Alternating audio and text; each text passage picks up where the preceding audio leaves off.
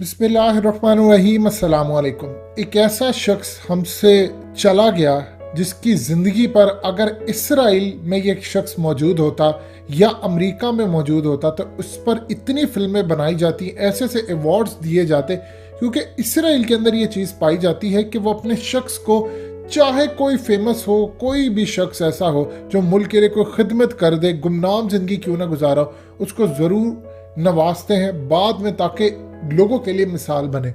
पाकिस्तान की तारीख का एक ऐसा शख्स हालिया जिसने वफात पाई, उस हीरो का नाम है सेठ आबिद। सेठ आबिद को जब भी आप याद करेंगे, किताबों में अगर इसका जिक्र आपको मिलेगा तो ये कहा जाएगा कि सेठ आबिद। मजीद डिस्कस करने से पहले इस वीडियो को लाइक करें, हकीकत टीवी को सब्सक्राइब करें और बेल आइकन पर जरूर क्लिक करें। एक स्मगलर था, सेठ आबिद को कहेंगे ये सोने का ताजिर था, स्मगलर था, स्टॉक मार्केट एक्सचेंज इसके अंडर थी, इंसान दोस्त था, रियल स्टेट का बहुत बड़ा नाम था। लेकिन दुनिया के अंदर अगर सही मानों में गुमनाम जिंदगी गुजारने वाला अगर कोई शख्स जो चाहता था कभी भी उसकी तशहीर ना हो, उसकी पजीराई ना हो, अखबारों में उसके बारे में ना लिखा जाए, और फिर भी वो इतना मशहूर हो गया कि दुनिया का बेताज बादशाह बन गया, उसका नाम था सेठ आबिद। इसने पाकिस्तान के जौहरी प्रोग्राम के लिए वो काम किया कि यकीन कीजिए आज इस शख्स की दुनिया से चले जाने के बाद भी लोग इसको दुआओं में भी याद रखते हैं, और ख़ास तौर पर हमारी इस्टेब्लिशमेंट के किरदार। अब वज़ीर आज़म इमरान खान को देख लें, उन्होंने इसकी वफात के ऊपर ट्वीट किया। उसकी क्या वजह थी?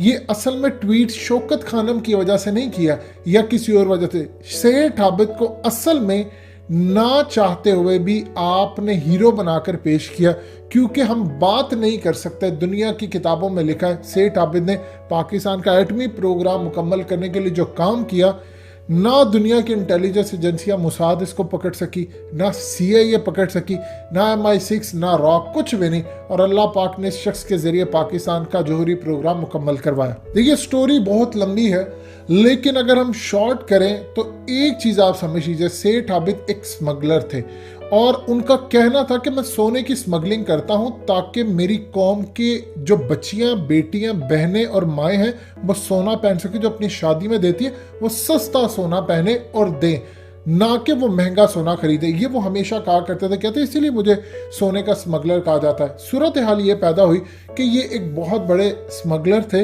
और इन्होंने पाकिस्तान के लिए कब से काम शुरू किया। देखिए जब ज़ियाउल हक से पहले भुट्टो का दौर था तो जुल्फ़कार अली भुट्टो ने आकर इनके एसेट्स पर कब्जा कर लिया, इनके खिलाफ पूरी एक कैंपेन चल रही थी, इनको गिरफ्तार किया, काफ़ी सारे मामला रहे। सूरत हाल क्या हुई उस वक्त? सूरत हाल ये पैदा हुई कि जनरल ज़ियाउल हक का जब दौर आया तो उस वक्त पाकिस्तान के इंटेलिजेंस इदारों के पास ये रिकमेंडेशन आ चुकी थी कि पाकिस्तान को टुकड़े टुकड़े करने के लिए एक नई खेल और नए गेम का आगाज हो चुका है। वो नया खेल क्या था? ज़ियाउल हक को पता था चंद साल पहले पाकिस्तान टूटा है, पाकिस्तान अलग हुआ, बांग्लादेश बन गया और ये तमाम चीज़ें बनी। अब मजीद सोवियत यूनियन आकर चढ़ गया, क्योंकि सोवियत यूनियन आज का जो रशिया है, इन्होंने असल में आना था गर्म पानियों तक रसाई हासिल करने के लिए, तो ये अफगानिस्तान पर आए थे, अगला इनका टारगेट था पाकिस्तान। उस वक्त सूरत हाल ये पैदा हुई कि जनरल ज़ियाउल हक ने दो काम किए जो कमाल के काम थे। एक तो जंग शुरू कर दी, दूसरा उन्होंने काम ये किया कि उन्होंने फैसला कर लिया कि हमने चंद सालों के अंदर अंदर अपना जौहरी प्रोग्राम मुकम्मल करना है, एटमी कुव्वत बनना है, ताकि कल को दोबारा कोई हम पर हमले के लिए आए तो हम उस पर एटम बम चला दें और पाकिस्तान सुरखरू हो जाए। उस वक्त जनरल ज़ियाउल हक ने AQ खान यानी डॉक्टर अब्दुल कदीर खान से सारे मामला तय किए। देखिए डॉक्टर अब्दुल कदीर खान लीड कर रहे थे, लेकिन पूरी टीम काम करती है, और वो गुमनाम हीरोज जो पूरी दुनिया के अंदर चले गए और बेचारे इस दुनिया से रुखसत हो गए, कभी वापस ना आए, इन शहीदों का नाम भी रहेगा। सूरत हाल ये पैदा हुई कि डॉक्टर AQ खान ने कहा कि ये फलानी चीज़ें चाहिए। इंटरनेशनल लेवल पर उस वक्त हम पर पाबंदियां लगी हुई थी और अमेरिका को पता चल चुका था कि ज़ियाउल हक इस वक्त एटमी प्रोग्राम पर काम कर रहे हैं। अब उस वक्त उनको पता चला था कि दुनिया के अंदर से कहीं से भी कोई चीज़ लानी है जौहरी प्रोग्राम के लिए, कोई इक्विपमेंट्स चाहिए, कोई चीज़ें चाहिए, तो वो पाकिस्तान पर पाबंदियां दुनिया देने को तैयार नहीं थी, और अगर किसी ने देना भी होता था तो वो अमेरिका के डर से हमारे साथ काम करने को तैयार नहीं था। उस वक्त जनरल ज़ियाउल हक की मुलाकात हुई सेठ आबिद से और सेठ आबिद ने ऑफर की कि आपको जो चीज चाहिए वो दुनिया के किसी भी कोने में मौजूद होगी, मैं आपको ला कर दूंगा। अब आप देखिए कि इस वक्त CIA, मोसाद और रॉ, ये तमाम दुनिया की बड़ी बड़ी इंटेलिजेंस एजेंसियां बशमूल MI6 जो कि उसका पुराना नाम उस वक्त कुछ और हुआ करता था, ये तमाम के तमाम आगे बढ़े और इन्होंने आगे बढ़कर सेठ आबिद को मारने की बड़ी कोशिश की। लेकिन आप ये देखें, जब आप किसी नीयत से काम कर रहे होते तो अल्लाह आपकी मदद करता है कि जनरल ज़ियाउल हक को मोसाद और इसराइल और CIA ने रास्ते से हटा दिया, लेकिन सेठ आबिद को नहीं वो कुछ कर सके। अब सेठ आबिद ने पूरी दुनिया से स्मगल कर करके पाकिस्तान को जौहरी प्रोग्राम के लिए जो चीज़ रिक्वायर्ड थी वो ला कर दी। इवन के डॉक्टर अब्दुल कदीर खान जनरल ज़ियाउल हक तक पैगाम पहुंचाते इनकी टीम तक कि मुझे ये चीज़ चाहिए, जो चीज़ वो कहते हैं, चाहे वो यूरोप में फ्रांस के पास हो या किसी और जगह, हर जगह से एक एक छोटे से छोटा पुर्जा भी अगर कोई चीज़ चाहिए थी वो भी सेठ आबिद ने ला कर दी। सेठ आबिद बदले में सिर्फ एक चीज़ उसने डिमांड की कि मेरी तशहीर ना की जाए, ना मुझे पूरी दुनिया के अंदर प्रमोट किया जाए। वो कभी भी नहीं चाहते थे, मीडिया से हमेशा दूर रहते थे। उस वक्त तो अखबार थे, लेकिन फिर भी दुनिया भर में टाइम्स ऑफ इंडिया से लेकर अमेरिका के अखबारात हर जगह पर उनका नाम लिखा कि पाकिस्तान का सोने का एक ऐसा स्मगलर है जो जौहरी प्रोग्राम में काम कर रहा है। अब आप ये देखें कि इस शख्स की कमाल महारत ये थी कि पूरी दुनिया के अंदर से ये अपने फुटप्रिंट्स नहीं छोड़ता था, यानी जहां से भी कोई चीज लेकर आता उसका सुराग बाकी नहीं रहता था।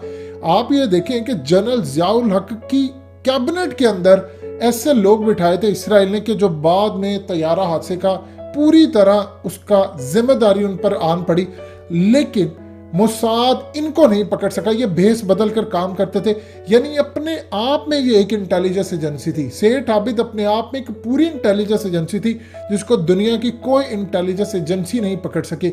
इन्होंने वो काम कर दिखाया कि मोसाद को भी इन्होंने शिकस्त दी, इन्होंने रॉ को भी शिकस्त दी, इन्होंने दुनिया की हर एजेंसी को शिकस्त दी और पाकिस्तान को एटॉमिक कुव्वत बनाकर पूरी तरह इन्होंने दुनिया के अंदर हमारा नाम रोशन किया और हमें एक ऐसी ताकत बना दी। देखिए, ऐसा नहीं है कि सारा काम इनका था, लेकिन इसमें हर शख्स ने अपना किरदार अदा किया। इसमें ज़ियाउल हक ने किरदार अदा किया, डॉक्टर AQ खान और उनकी जो टीम थी साइंटिस्ट की, दिन रात उन्होंने काम किया।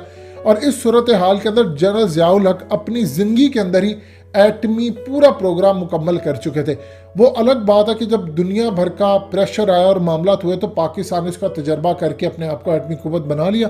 लेकिन ज़ियाउल हक के दौर में उनकी जो धमकी थी इंडिया के प्राइम मिनिस्टर को कि हमें पता है कि इसराइल और तुम लोग सब मिलकर हमला करने वाले हो, याद रखना अगर हम पर हमला हुआ तो हम यहाँ से मिसाइल चला देंगे एटमी, तुम भी मारे जाओगे, हम भी मारे जाएंगे, सब कुछ तबाह हो जाएगा, लेकिन उम्मत मुस्लिमा कायम रहेगी, हिंदुओं का नाम लेने वाला कोई नहीं होगा। क्योंकि पाकिस्तान अगर वजूद में नहीं रहेगा तो और बहुत सारे इस्लामिक कंट्रीज वजूद में रहेंगी। इसीलिए उन्होंने पूरी दुनिया के अंदर पहले बता दिया था कि हमारे पास एटमी मिसाइल बन चुका है। अब देखिए कि अमेरिकन हमेशा पूछते ज़ियाउल हक को, तो वो कहता मैं तो बना ही नहीं रहा, मैंने तो बनाया नहीं। ये कमाल उनकी पॉलिसी थी और अल्लाह ने पाकिस्तान को एटमी कुव्वत बना दिया। अब सेठ आबिद ने असल में ना तो कभी किसी से कोई सीट मांगी, आज के दौर के अंदर आप देख लें अपना कोई ब्लैक पैसा वाइट करने के लिए ना वो सेनेट के चेयरमैन बने, ना वजीर आजम की कुर्सी तक पहुंचे। हत्ता कि एस्टैब्लिशमेंट को वो एक दफ़ा कहते तो उनको उठाकर प्राइम मिनिस्टर बना दिया जाता, लेकिन वो हमेशा कहते थे कि मैं गुमनामी की ज़िंदगी जीना चाहता हूँ। इसीलिए उन्होंने कभी आप देखें मंजर-ए-आम पर वो आए ही नहीं। और आज जब वो दुनिया से रुखसत हुए हैं तो पूरी कौम की दुआएं उनके साथ है। और याद रखिएगा अल्लाह पाक इनकी इसी काम की वजह से बख्शिश कर देगा जो उन्होंने पाकिस्तान पर एहसानात किए। इस जैसा शख्स शायद दोबारा पैदा ना हो, लेकिन तारीख इनको याद करेगी कि जब दुनिया भर की इंटेलिजेंस एजेंसियां दो लोगों के पीछे पड़ी रही और दोनों को ना मार सकी, एक का नाम जनरल हमीद गुल और दूसरा सेठ आबिद, और दोनों तबई मौत मरे और इस दुनिया से रुखसत हुए। और तारीख इनको हमेशा बुरे इल्काब से जितना मर्जी याद करती रहे। पाकिस्तान का यह हीरो था, है और इंशाल्लाह ता क़यामत रहेगा। दोस्तों, हकीकत टीवी को सब्सक्राइब करना मत भूलिए, वीडियो को लाइक करें, शेयर करें और कमेंट सेक्शन में अपनी राय का इजहार जरूर करें।